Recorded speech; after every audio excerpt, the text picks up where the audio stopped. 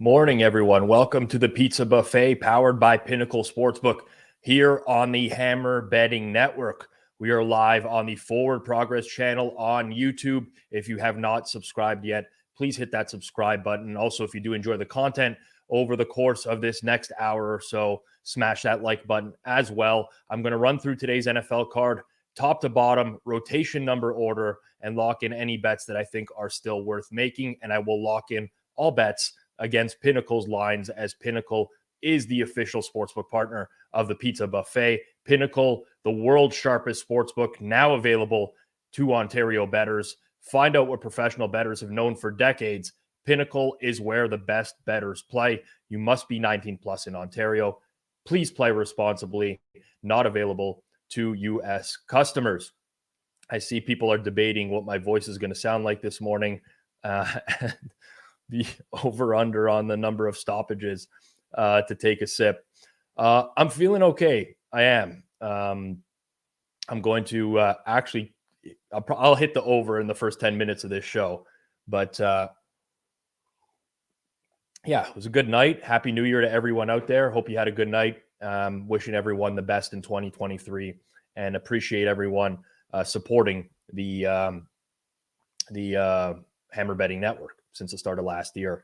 I do have the board games behind me, which a lot of people are commenting on as well this morning. We're doing some renovations around the house, just moving some things around. So had to, find a spot, and this is just the spot that works the best. So there is a pretty good collection here for those who are big board game fans. I can recommend stuff, but a lot of these are co-op games, which me and my friends and my wife enjoy playing. The best would have to be right in the bottom corner there, which would be Gloomhaven, which isn't a one-time play. You'd be playing that many, many times, but pretty solid game. If you've never heard of it before, you can look it up. Probably one of the most highly rated games ever, if not the most highly rated game, just based off of the gameplay. But not everyone came to talk board games today. We're here to talk NFL, so we will do that. If you are on Twitter, no problem. You can watch from Twitter. It's not an issue. If you do want to see the comments or jump into the chat to comment, ask me anything about today's games, hop on over to our YouTube channel. It is Forward Progress. The link is also in the tweet where you are watching right now if you want to hop on over to YouTube. A few things to get out of the way before we get into every single game. No weather impacts today, which is nice. Don't have to do, weather report for every single game like last week. Just looking across the board, things look pretty good.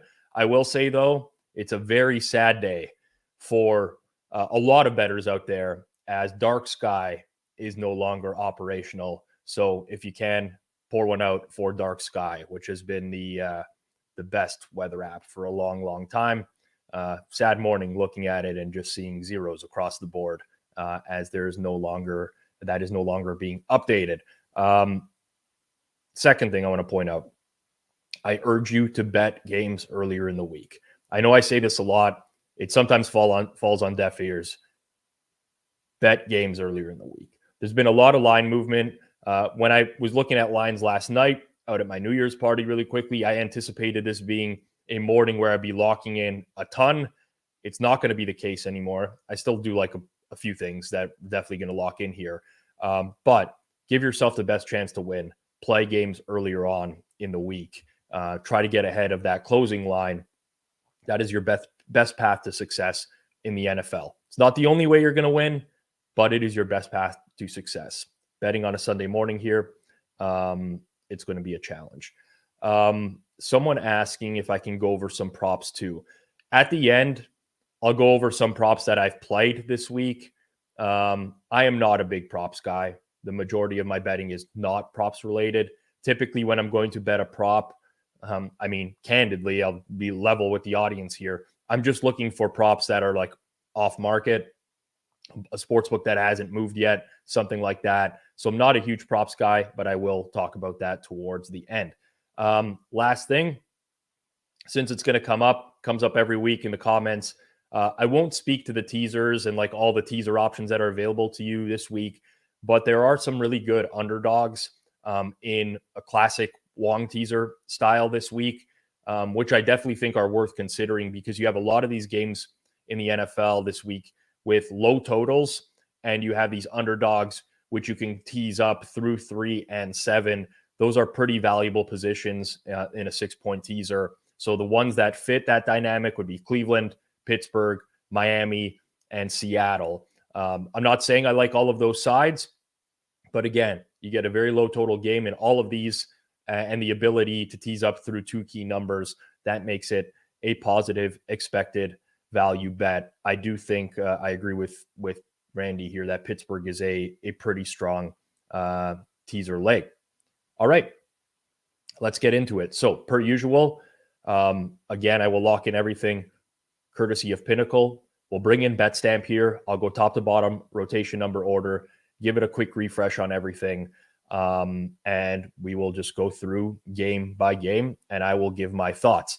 One last thing to say, I guess, before I start this, there are some games that I'm not going to necessarily just skip over them today. But in the interest of keeping this moving, not going to spend a couple minutes on every game talking about something that I have absolutely no opinion on. And also we're missing a rotation number for Jacksonville, Houston today. So I'll put that in the right order as we go through. But start with Carolina and Tampa Bay. The Bucs come in decent shape with injuries. Their left tackle, Donovan Smith, expected to play. Their right tackle, Tristan Wirfs, is going to play. Looks like Jamel Dean, Antoine Winfield, Mike Edwards, all probable right now. Basically only really missing Carlton Davis in the secondary, which is a blow, but it's not, what we've seen in terms of Bucs injuries over the course of the year. The big issues are in the Carolina secondary with J.C. Horn out. Remember, Dante Jackson's on IR as well. So you now have a pretty thin cornerback group of C.J. Henderson, Keith Taylor, T.J. Carey, and Josh Norman, who they literally just brought in off the street. Like he was actually a barista at like his local coffee shop for the past several months, and he's going to be playing in the NFL this week. That's not any disrespect to baristas. I don't care. It's just the fact that the guy has not, has not played football in a while. So you've seen the market now move out to 3.5 here, was up to 4 earlier at some point. And this is very reactionary, I think, to the injury situations, but also to the fact that Tampa Bay, in the span of a week, went from being -7 on the look-ahead line here to now -3.5, which is a significant adjustment. I still like Carolina at this number. So it's not going to be a big play here. We'll probably go with something like 75.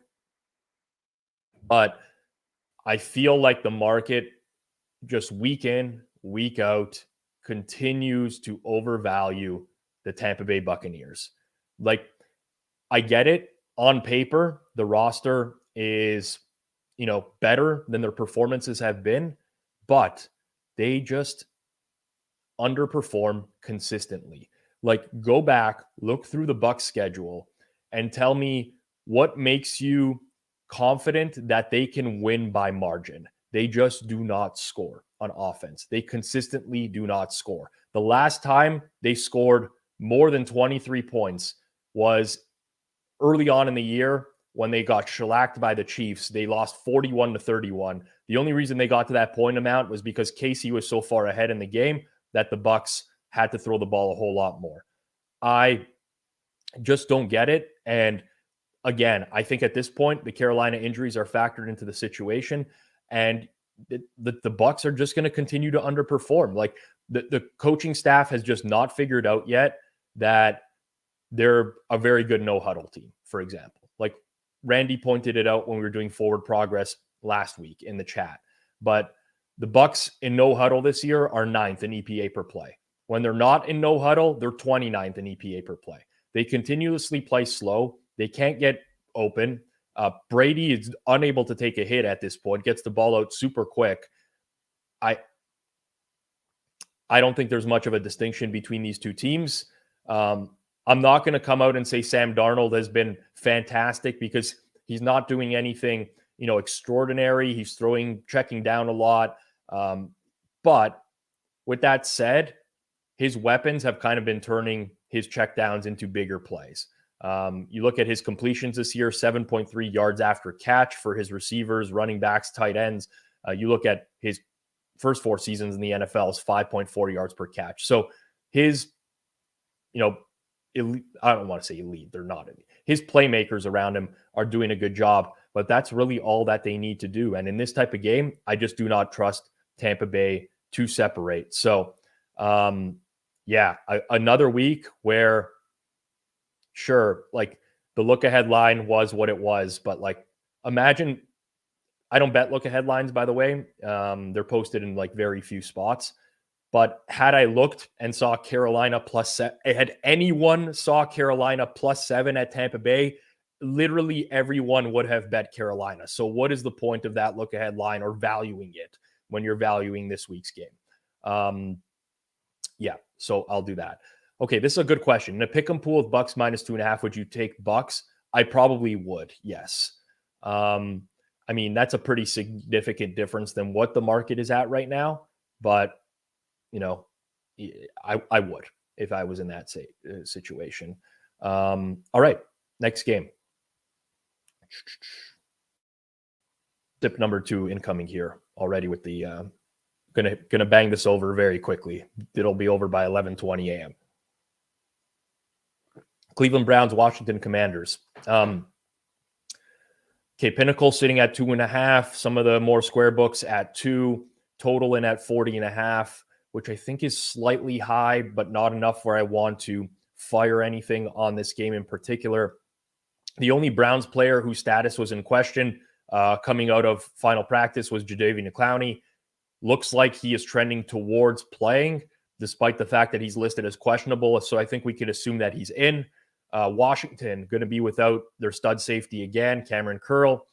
Maybe no Benjamin St-Juste as well at cornerback. So they're dealing with injuries in the secondary. For me, this is never Washington. It's only Cleveland.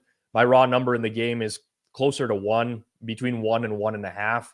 So there's just not enough here where I'm interested in pulling the trigger on this game.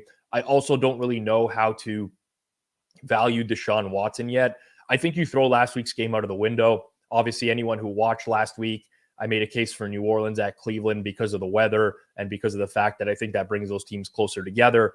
But Deshaun Watson has been back. In terms of qualified quarterbacks this year, he's 41st out of 42 in EPA per dropback. The only qualified quarterback he's ahead of in EPA per dropback is Colt McCoy so far this year. So he's been very bad. But I do consider Carson Wentz a slight downgrade for the Commanders. Horrible early start to the year. I mean, just looking at the schedule before he got hurt, they didn't score more than 17 in any of the games that he started. They faced some really bad pass defenses: Chicago, Detroit, Jacksonville. I don't see a huge path to success unless we just see a very, very different version of Wentz who's able to distribute it to his receivers more. That was one of the problems, especially with Wentz. And when they upgraded to Heineke, in my opinion, Heineke was more willing to throw it to McLaurin, take some shots downfield, and Wentz just hasn't done that. The Browns defense is a lot better as well now.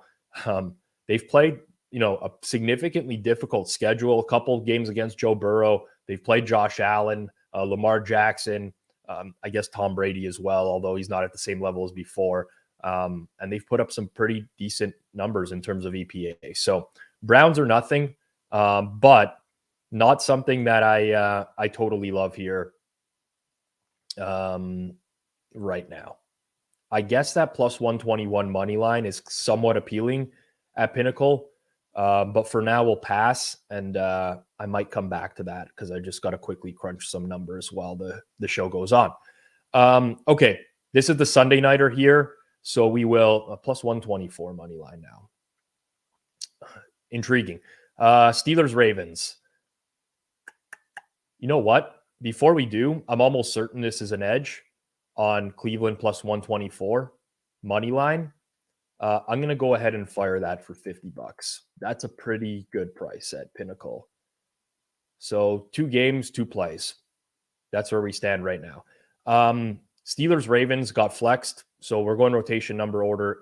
It is the Sunday night football game today. Feel very similar to this game as I did with the previous, with Cleveland and Washington, where my number is closer to 1.5 than it is to 3. Pinnacle dealing 2.5, juiced towards Pittsburgh. A lot of the rec books too. Total is very low at 35, which again is why I think that the Steelers are a super valuable teaser play this week. Steelers about as healthy as it gets, really. Like, injury report was clean all week. The Ravens still without Lamar Jackson, so you get Tyler Huntley getting another start. Calais Campbell is a true game time decision. That might be enough to push me towards Pittsburgh later on today, but it would be like, you'd probably have to snap that up quick. I have him in my number 50% of the time. Marcus Peters is out again. The previous game that these teams played was pretty misleading, in my opinion. Pittsburgh outgained Baltimore by 1.1 yards per play. Mitch Trubisky came into that game, moved the ball down the field, turned the ball over 3 times, a couple of times in the Ravens' red zone. Pittsburgh did not have trouble moving the ball. They just had trouble scoring in that game. Now, Pickett's numbers this year are a slight downgrade to Trubisky. However, what we know about Trubisky as a whole, if we factor in his career, they're probably pretty much on par. The Baltimore defense is what everyone is talking about and how great they have been. Haven't given up a touchdown at home in forever. But the offenses they've played are Carolina, Denver, Atlanta. The Atlanta one misleading again as the Falcons just kept driving the ball and kept stalling. I think the Ravens defense comes in a little bit overrated. And by now, if you've been following me for a while, you probably know my opinion of this Steelers team, which is that they are pretty underrated. So don't really see much separating these two teams at all with Huntley at quarterback. So that's kind of where I side here. It's just not enough. Like, I'm kind of on the edge of being able to play Pittsburgh. And it is what it is. All right. Quickly really getting towards the chat here. 220 watching, 22 likes. How would you feel if Rob only gave us winners 10% of the time?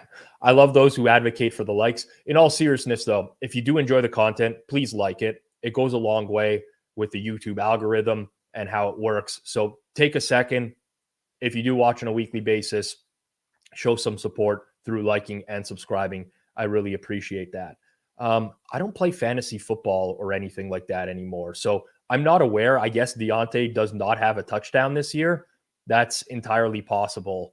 I mean, maybe this is the game. The total at 35, though, I think tells you a lot about what people expect with that game. Definitely, guys, Pittsburgh teaser leg. Who can you tease them with? Probably the best option, in my opinion, would be Cleveland. However, Miami is not a bad one either. And I think you can justify Seattle as well. Those are all pretty decent teaser legs. All right. We'll keep it moving here. I'll do a quick refresh on my bet stamp. And we're going to go with the Saints and the Eagles. So, Eagles without Jalen Hurts, and they are without their right tackle, Lane Johnson. I'll talk about that in a second. Their nickel corner, Avonte Maddox, also out. Some positive injury news for the Saints. Chris Olave, Marshawn Lattimore, both expected to play today. They will be without their left guard, Andres Pete, starting safety, Marcus May. But Olave and Lattimore, early indications, not confirmed yet, have not seen the inactives list, but they are expected to play today. I want to talk specifically about Lane Johnson here, because I think he is one of, I don't want to say underrated, because everyone knows Lane Johnson is such a great right tackle, but I don't think people realize the extent in which the Eagles offense has struggled without him.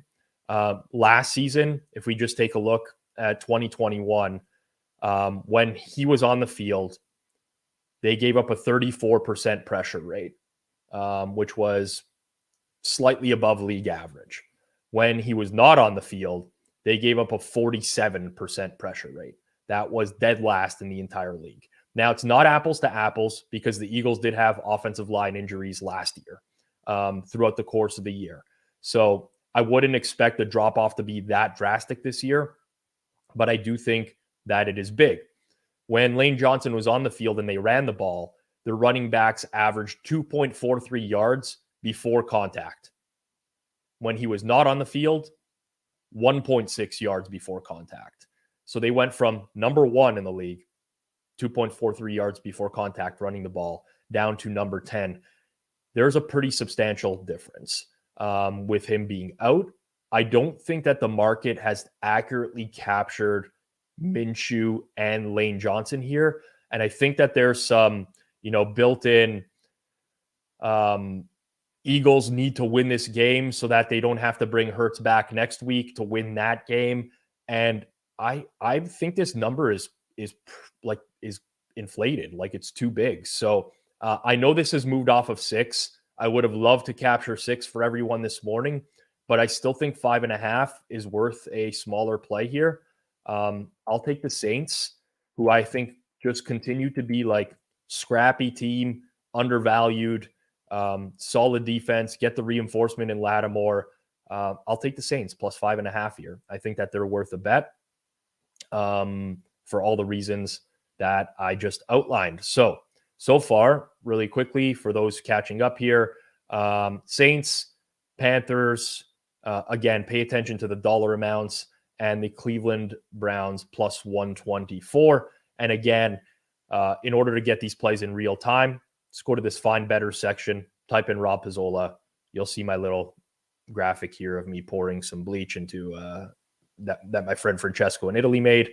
And you can always see what I'm locking in on the pizza buffet here on Sunday mornings. All right. Wow, I actually didn't know this. Per PFF, Lane has gone like 950 snaps without giving up a sack. Decent. I think Saints are going to the money line underdog round robin today. I don't hate it. I really don't hate it.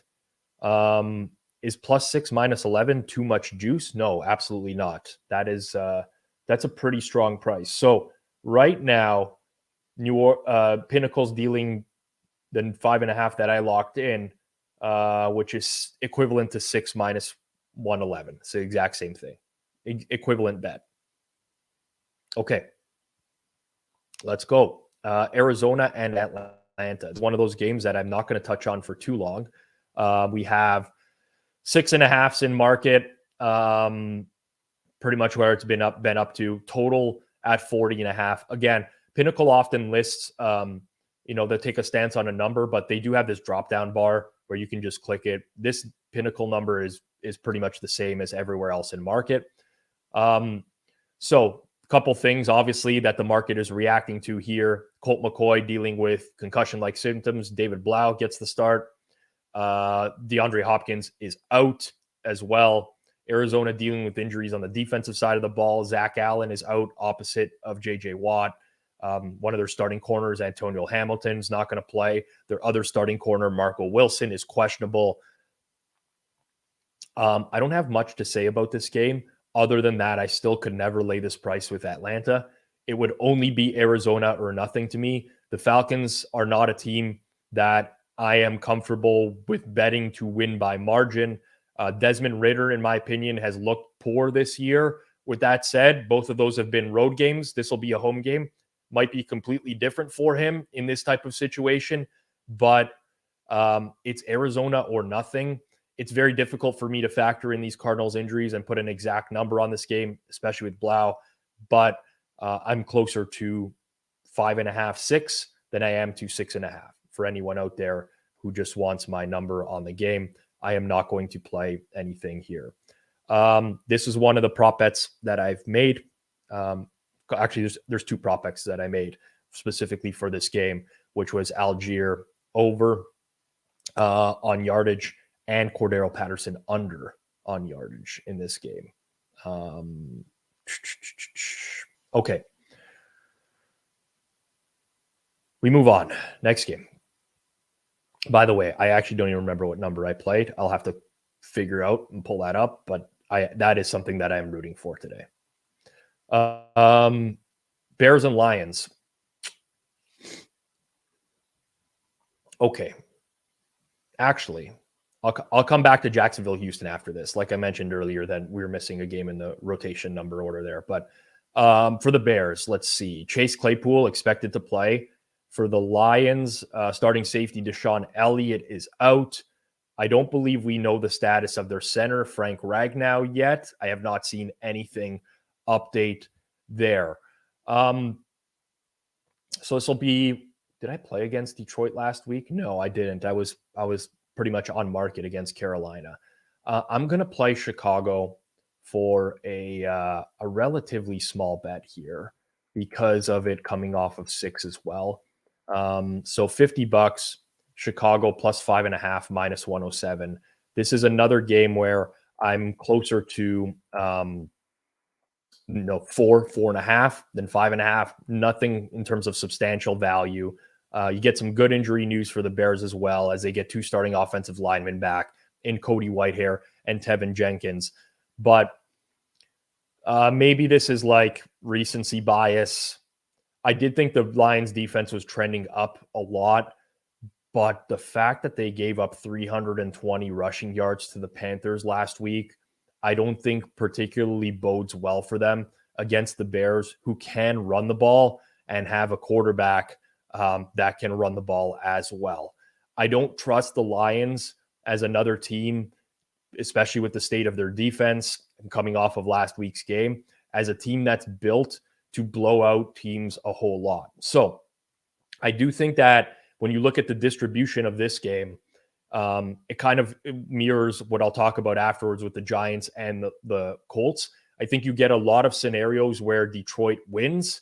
So like I'm not super bullish on the Chicago money line, but a lot of scenarios where they just don't win by huge margin, in my opinion, because of the state of their defense. Also to point out, the Lions running game has been getting a lot worse lately as well, and it's kind of going unnoticed. First 8 weeks of the year, they were 9th in EPA per rush, 12th in success rate, 3rd in yards before contact.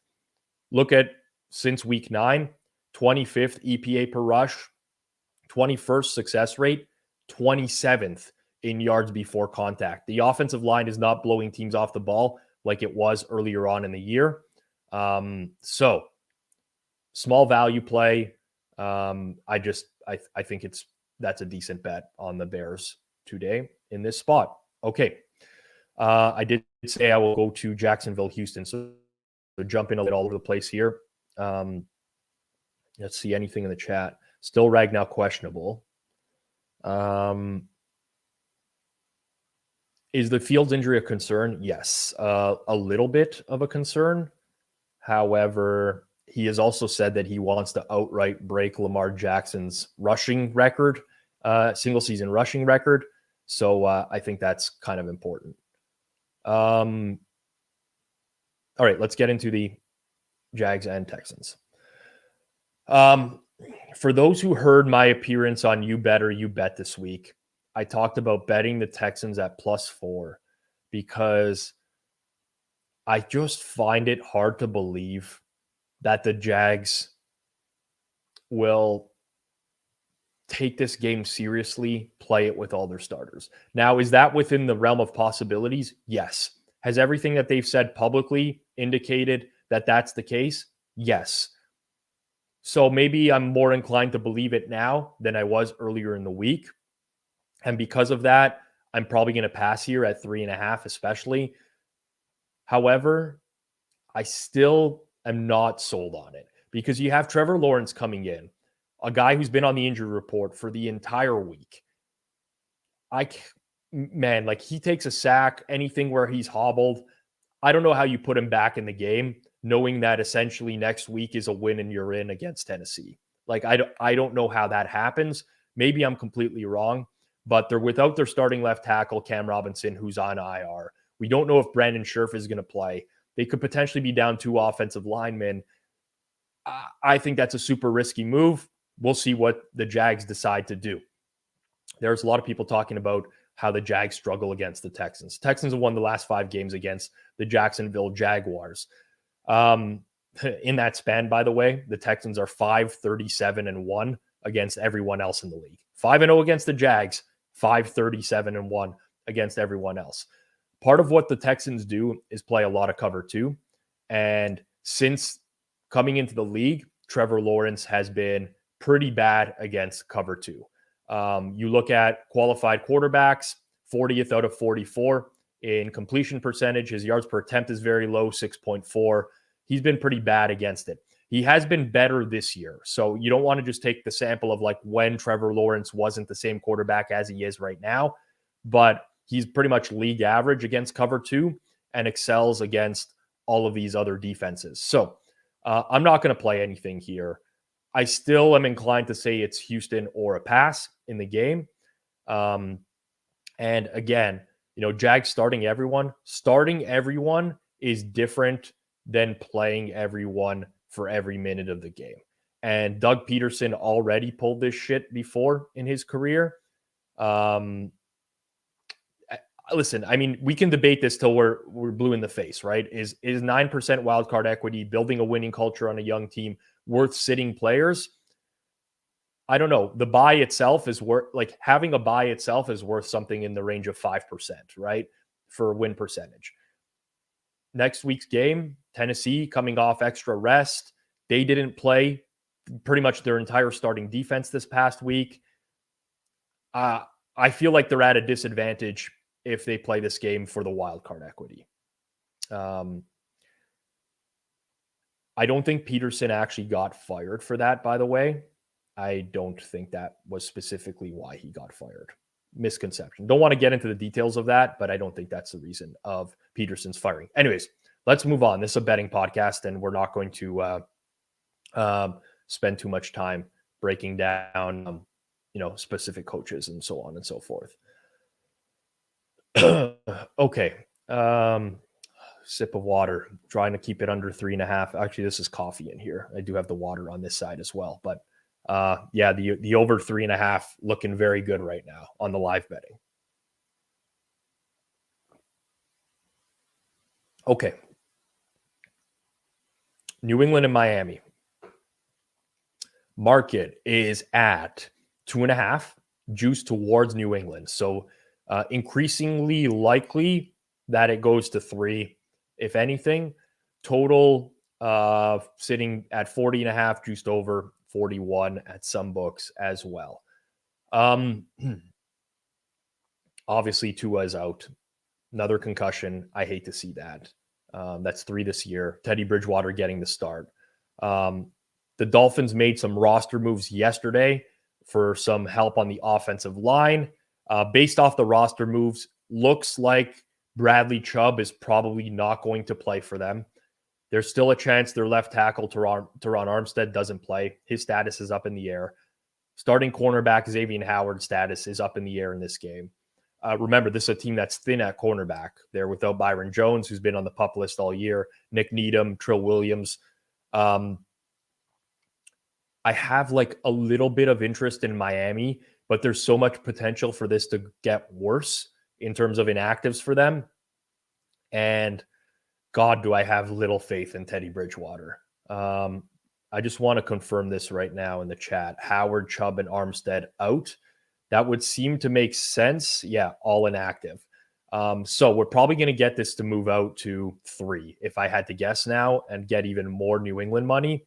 Then I'll have a decision to make because, God, New England needing to win by 4 to win a bet does not sound like a great bet. But in particular, the Dolphins offense with Tua versus Teddy Bridgewater this year. Tua, 45% success rate on all their offensive plays. Bridgewater, 39.8. So over 5% drop off on success rate on their plays. Very significant. Tua throws downfield, 9.56 air yards per attempt. Bridgewater, 8.2. So less to throw downfield. Particularly though, Tua gets the ball out quick, 2.55 seconds. Bridgewater, 3.05 seconds. That's a problem if you're without your starting left tackle and against the Patriots defense that generates a bunch of pressure. So as we talk about it here, as I talk to myself about it here, just going to pass this one. Probably at 3, I'll pass it as well. Although it would be Teddy, Dolphins, or nothing for me in this game. New England dealing with some injuries of their own as well in the secondary. Again, is Bridgewater going to be the guy to expose it? Marcus Jones, Jalen Mills, Jonathan Jones is banged up as well. I don't know. Very tough call. But New England is not a team that I want to win by for a bet. Good point. You probably want to drop this from teasers at this point as well, because there's just so much more uncertainty in the game, especially if this heads up to 3, which we're starting to see one of the market-making sportsbooks move to that number. Okay, keep it moving. Well, there's a lot more 1 o'clock games still. Denver and Kansas City. Okay, so this for me is never KC. It's Denver or nothing. My raw number is lower than this. That accounts for everything. Randy Gregory out again. His return for Denver was very short-lived. We do have Jerry Jeudy considered probable for the Broncos. No update on Kendall Hinton as of yet.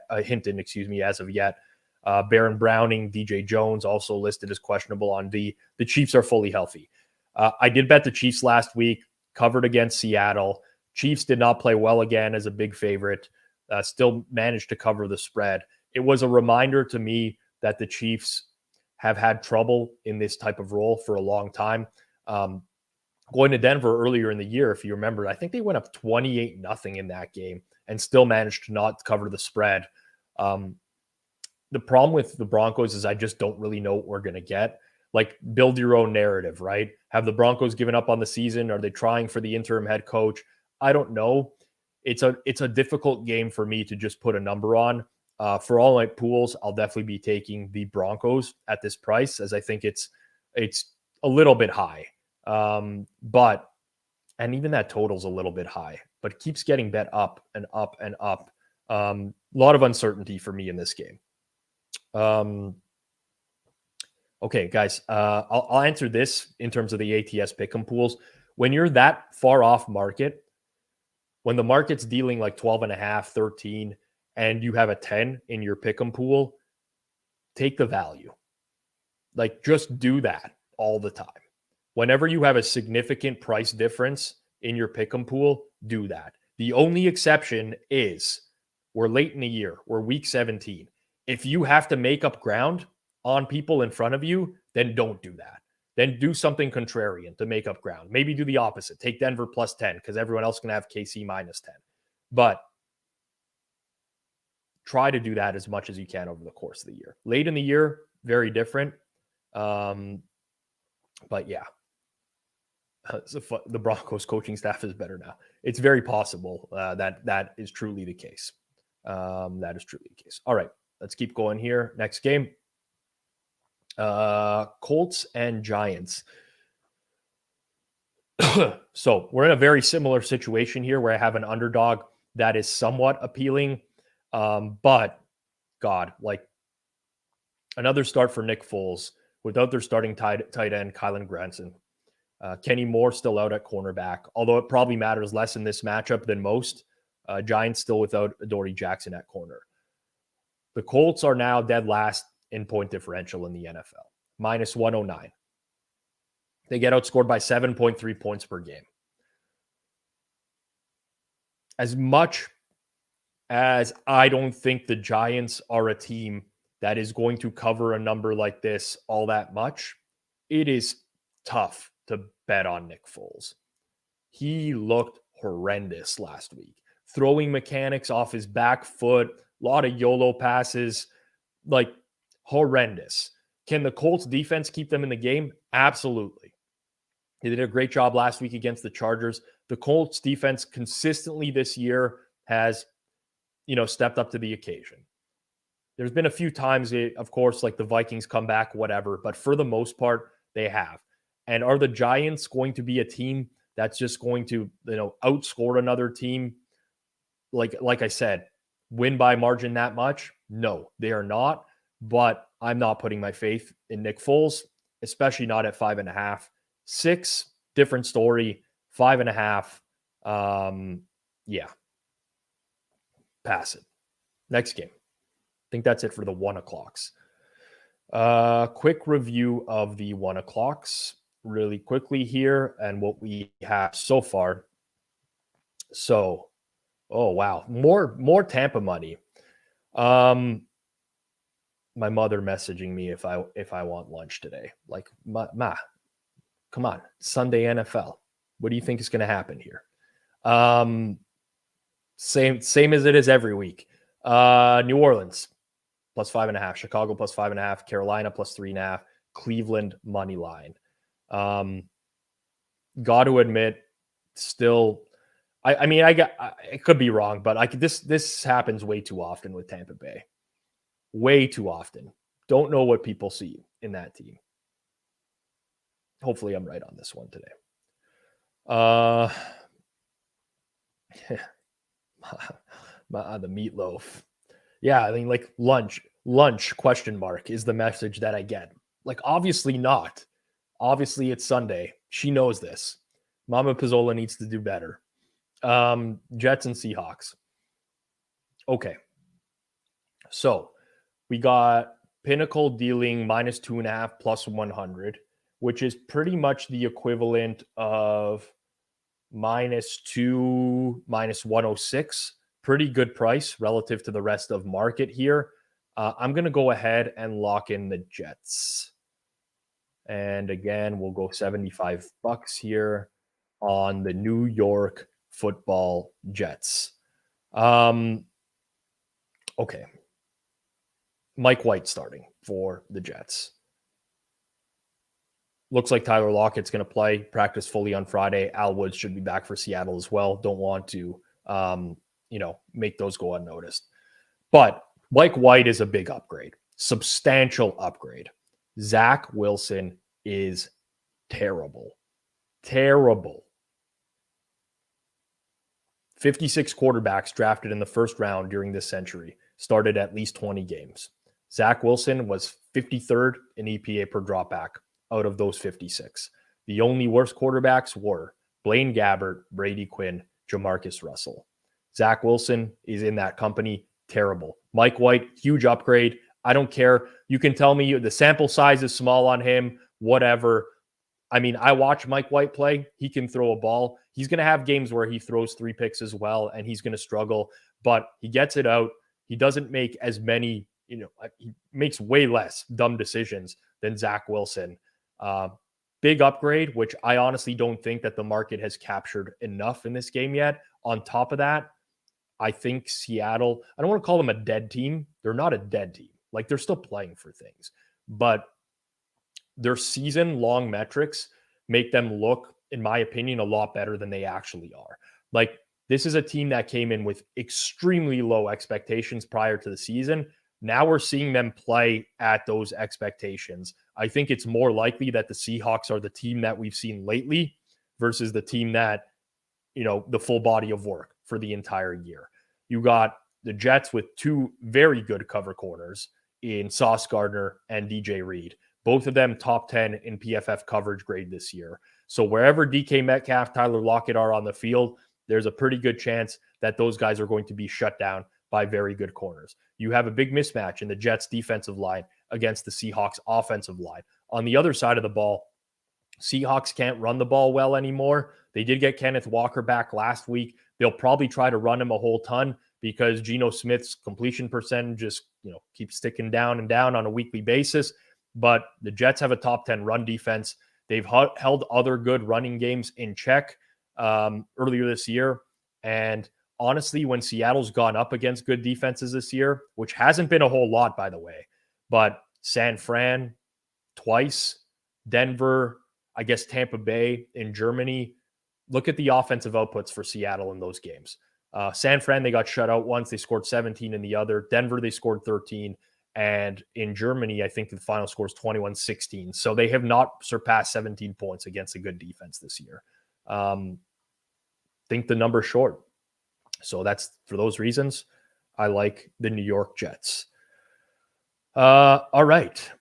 Seattle in a teaser is an option. Like if you're comfortable with that, I do think that there's scenarios where they do lose big, but yeah. All right. comments. A few of them making me laugh, but I'm not going to bring them up on screen. All right, here we go. Let's keep it going. We got 3 more games to cover today. 49ers and Raiders. I will not spend a ton of time here. Okay. Obviously, market moved heavily towards San Fran on the news that Derek Carr is not playing. Jarrett Stidham to start for Las Vegas. Chase Garbers is going to back him up. Denzel Perriman goes on IR. Chandler Jones goes on IR. San Fran still without Debo, but significant mismatch in the trenches in this game, both sides of the ball, especially now that you lose Chandler Jones and Denzel Perriman. Think the 49ers O-line has their way with the Raiders D-line. Opposite way around, 49ers D-line has their way with the Raiders O-line. I don't see a huge path to success. Think the market has captured this enough now to where there's like not value in San Fran. But, man, Brock Purdy's running this offense well. The 49ers explosive pass rate with Jimmy G, 15.6%. With Brock Purdy, 15.7%. He's been doing everything that Jimmy G's been able to do and more. And honestly, throwing downfield, you've got George Kittle much more involved in the passing game now. Very, very tough for me to see the Raiders being competitive in this game. I think the number's fine as it is now. Not much more of an opinion on this one than that. Minnesota, Green Bay. Okay. So we got another situation here where, we have a +3, +104, which, by the way, is the best +3 in market, which is, a very good price, in my opinion, on Minnesota. But I'll just do the quick conversion to 3.5. It's the same as 3.5 minus 119, roughly in that same price. So, not really an off-market price at all in the +3, +104. I'm going to take Minnesota for a 3/4 unit here as well. Let me just quickly run some math to decide if it's $50 or $75. All right, let's do 75. So obviously we don't know yet about Christian Watson for Green Bay. True game time decision. The fact that he's a true game time decision with a hip injury doesn't bode well for his chances of being as effective as we know that he can be in this offense. I'll talk about that in a second. Minnesota still without Garrett Bradbury at center. I would expect Kirk Cousins to face a little bit of pressure in this game, missing an offensive lineman. However, Kirk Cousins has been getting a lot better when facing pressure. Looking at this year specifically relative to previous years, the last 4 seasons prior to this, when Kirk Cousins was pressured, he had a 5.96 yards per attempt. This year, a 7.46 yards per attempt. Previously, he threw short of the sticks 56% of the time. This year, short of the sticks when he's pressured 45% of the time. Justin Jefferson is a huge difference maker. The way that he's performing right now, he gets so many targets on third down, and no one can defend him right now in the NFL. So you have that added element of, okay, pressure happens, the O-line doesn't hold up, Kirk looks for Jefferson, and it works. Also, you look at the fact that Minnesota, in games that they've struggled to run the ball. Well, there's not too many teams that are worse at defending the run than the Green Bay Packers. Look at last week. The Dolphins were killing the Packers on the ground. And in the second half, they, for some reason, decided to keep throwing the ball with a quarterback that was concussed. But this has been time in, time out. Green Bay struggles to defend the run. I think Minnesota can get that going, and that will help them a lot in this game. But the numbers with Christian Watson on and off the field are staggering for Green Bay. Clev TA pointed this out earlier this week on Edge Rush. If you do want to listen to a weekly podcast with Hitman, Clev TA, Eric Pauly, it's very good in terms of breaking down every NFL game on Thursdays. Just head over to Spotify, Apple Music, subscribe to Edge Rush. Highly recommend it. Listen to it every week. But with Christian Watson on the field, Green Bay's EPA is 0.136. That would be the 9th best pass offense in the NFL. With him off the field, they drop to the 24th best pass offense in the NFL. Can't get to this number. And honestly, you guys who've been following me for the entirety of the year, you know exactly how I feel about the Vikings. How many times have I bet against the Vikings this season? This is the first time in a long time where I show value. I think there has been an overcorrection on Green Bay. And I, too, am hoping for some more close game magic with the Vikings guy as well. Appreciate that. And listen, don't take my word for it on terms of the pod. Look at the comments. Great pod. Love Edge Rush. I second that Edge Rush recommendation. For Mickey, it's not on YouTube. We don't record video for it. Different plans next year, but it's audio only this year. Edge Rush, Spotify, Apple Music. You can get it there every single week. Okay, let's keep going. 52 minutes in here. And I got how many more games to cover? I think just the one, right? Yep, Rams Chargers. Okay. +6, +105 at Pinnacle. Rest of the market, 6.5 -110. Same price essentially at Pinnacle as rest of market. Derwin James out, Joey Bosa back. We don't know how much Joey Bosa is going to play. I caution people in thinking that he's just going to come back and have the same impact as he did pre-injury. We see this happen a lot, especially with the Chargers. My guess is they just want to work Bosa back into the rotation before the playoffs rather than have him be an every down guy and potentially re-aggravate an injury. Tyler Higbee, good to go for the Rams. Brian Allen still out at center. Aaron Donald still out on the defensive line. I show a numbers edge on the Rams here. Obviously, you have to account for last week's game, the Christmas Day game. And whenever you have a blowout like that, it might skew your numbers the following week. With that said, Baker's looking better with each passing game. Like, he doesn't have to do a whole lot in this offense, right? A lot of it is checkdowns. A lot of it's running backs, tight ends.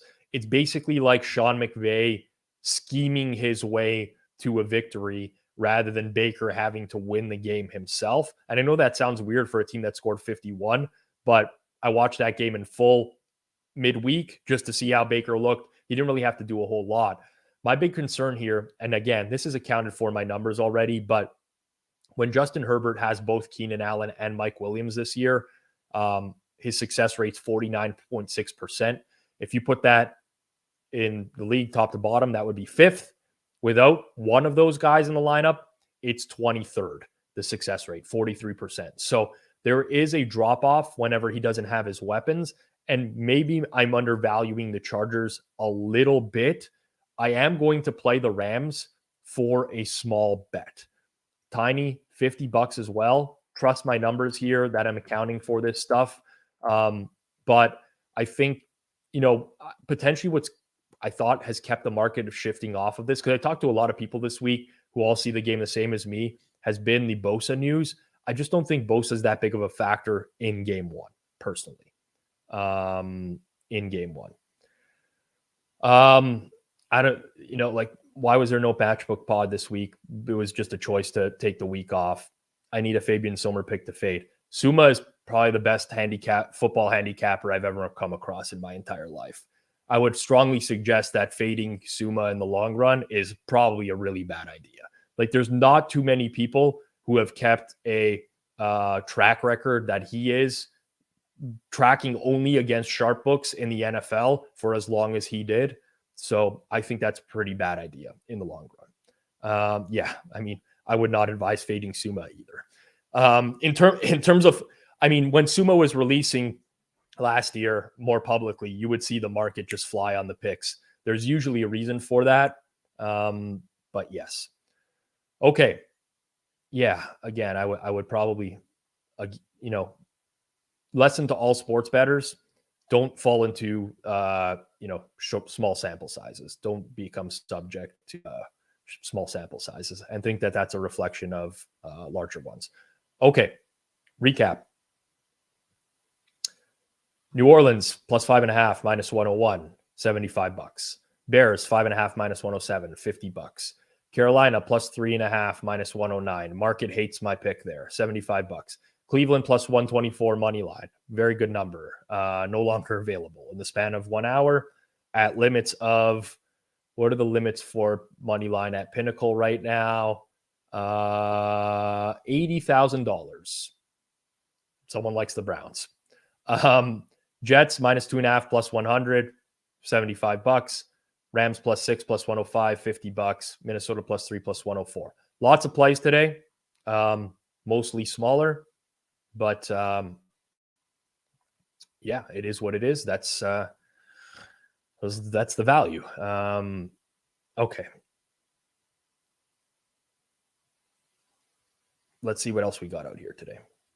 Looking cute today. Thank you. I do appreciate that. Any other questions? I'll stick around for about 3 or 4 more minutes. Is there an angle on playing the Jaguars first half? I thought about that this week. I'd be more inclined to play the Jags first half than full game. I'll tell you that. Okay, really quickly. Let me see what let me quickly pull up all the prop bets that I've made this week so that we can just give me 2 seconds, everyone, and I will get those so that if there's anyone that wants to tail. I don't know if these are still going to be available or not, but let's see. By the way, I don't ever claim to be a prop specialist. I am not. Most certainly am not a prop specialist. Okay. I played Andy Dalton over 189.5 passing yards, minus 115. Andy Dalton over 189.5, minus 115. Carolina, Tampa Bay. I played Terrace Marshall over 31.5 receiving yards, minus 115. I played Leonard Fournette under 30.5 receiving yards, minus 125. Denver and KC. I played Jerick McKinnon under 28.5 rush yards, minus 118. Colts and Giants, Darius Slayton under 49.5 receiving yards, minus 115. Jacksonville, Houston, Trevor Lawrence under 15.5 rushing yards, minus 115. Honestly, that number doesn't jive to me. Cleveland, Washington, Brian Robinson over 75.5 rush yards, minus 120 is what I played there. Jets, Seattle, I played DK Metcalf under 7.5 receiving yards, minus 114. San Fran, Las Vegas, Josh Jacobs over 53.5 rush yards, minus 115. And Pittsburgh, Baltimore, Tyler Huntley under 40.5 rush yards, minus 116. You can go and play those back afterwards if you want to listen to them again. I'm not going to pull up my betting accounts on screen because I don't want people to see balances and stuff of that nature. However, yes, that's a good point. I didn't say David Bakhtiari is back. He is back. I do factor it into the number. Just need to let everybody know that. Okay, guys and gals, appreciate it. Once more, please smash that like button before you take off. Have a good time. Enjoy the games today. Happy New Year to everybody out there. My schedule today, 8 o'clock Eastern tonight. Me and Suma breaking down Sunday Night Football. Steelers and Ravens. 8 Eastern. Props, full game breakdown. We're back at the half. 10:30 Eastern tonight. Myself, Clive Bixby, recap of the full day. Week 18 lines. That'll be a very tricky show to do because we're going to have all sorts of weird rest situations as well. But that's a schedule. Back at 8, Hammer HQ is where you'll find me. And then tonight on this Forward Progress channel, 10:30 p.m. Eastern time. Thanks as always. Happy New Year, everybody. Do appreciate all the support. And again, if you enjoy the pizza buffet, subscribe to the Forward Progress YouTube channel. You'll get notified every single time I go live. And smash that like. Peace out.